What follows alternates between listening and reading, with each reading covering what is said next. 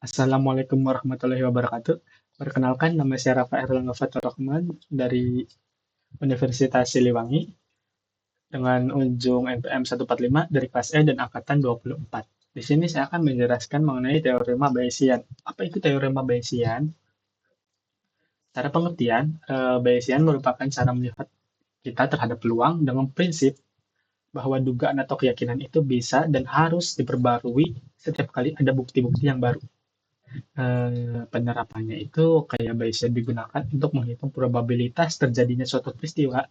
Peristiwa ini berdasarkan pengaruh atau hasil observasi yang kita dapat, sehingga hasil bisa disimpulkan bisa lebih masuk akal.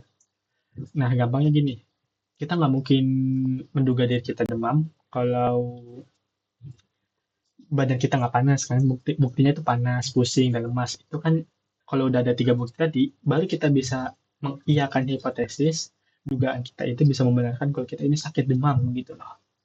Seperti itu gampangnya. Oke, untuk teorema Bayesian ini ada superior sama dengan jika ingin mencari superior sama dengan likelihood dikali prior dibagi eh, normal konstanta, angka normal gitu loh. Nah, P-nya apa? P-nya itu probabilitas dari hipotesis terjadi berdasarkan bukti-bukti yang ada. Kemudian untuk PEH ini artinya probabilitas kondisi itu atau bukti muncul jika hipotesis yang kita duga tadi beneran terjadi. Terus PH ini kan probabilitas hipotesis dan P ini probabilitas kondisi atau bukti secara umum, dua-duanya secara umum. Jika masih bingung kita lihat ke contoh kasusnya. Di contoh kasus ini diketahui bahwa hujan menyebabkan langit tampak mendung. Berarti hujan itu bisa terjadi jika langit mendung dengan peluang 90% karena hujan nggak selalu langitnya mendung gitu loh. Peluang terjadinya hujan di suatu hari adalah 0,2 dan peluang langit tampak mendung secara umum adalah 0,42. Jika pada suatu hari, suatu pagi langit tampak mendung, berapa probabilitas bahwa hari itu akan turun hujan? Nah, begini cara menghitungnya. Tadi kan kita dicarinya kan probabilitas bahwa hari itu akan turun hujan.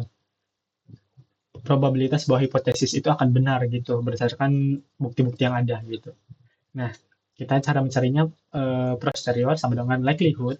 Likelihood-nya tadi yang di sini 90%. Likelihood-nya kan eh, bukti muncul jika hipotesis benar terjadi. Begitu loh. Dikali PH, probabilitas hipotesis dibagi probabilitas bukti yang ada atau data gitu loh.